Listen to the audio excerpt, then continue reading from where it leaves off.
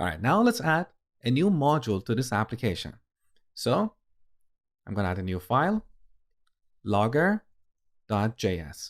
Let's imagine we're going to create a module for login messages, and we're going to reuse this module in various parts of this application or potentially in other applications.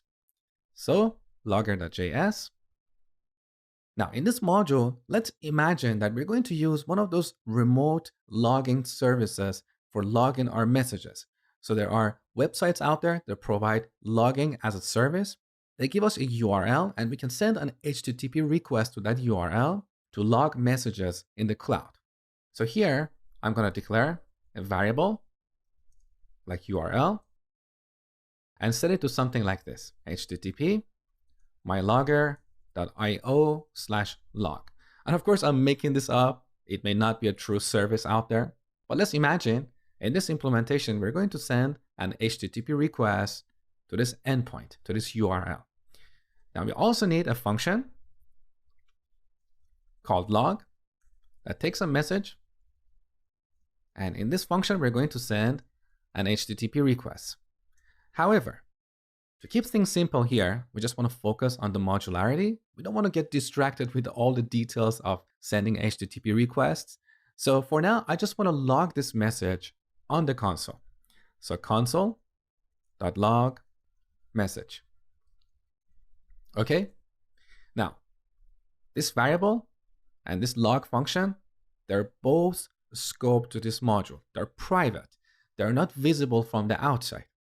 However, in app.js, which is our main module, we want to use this logger module.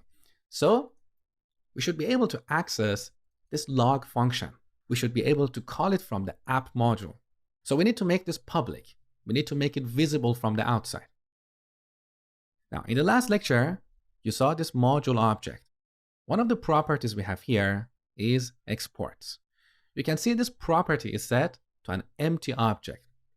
Anything that we add to this object will be exported from this module, and it will be available outside of this module.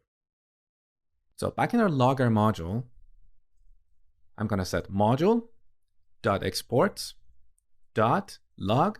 So I'm adding a method called log to this exports object and simply setting it to this log function we have defined here. Okay? In other words, the object that we're exporting here has a single method called log. Now, similarly, if you want to export this URL, we could do something like this. So module.exports.url, we set it to URL.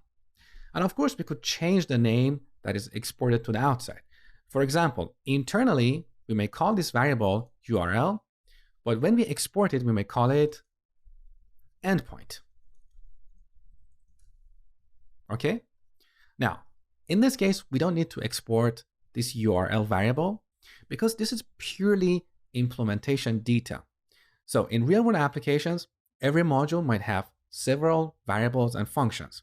We only want to export a subset of these members to the outside because we want to keep this module easy to use.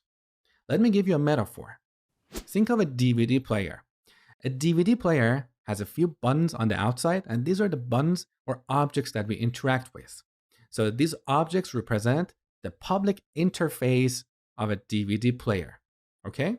But inside the box, there are lots of other objects. They're complex objects. We don't need to know anything about these objects. They're implementation detail, and they can change significantly from one model to another. But what we see on the outside is almost stable or static across different models. So in our logger module, this URL is implementation detail.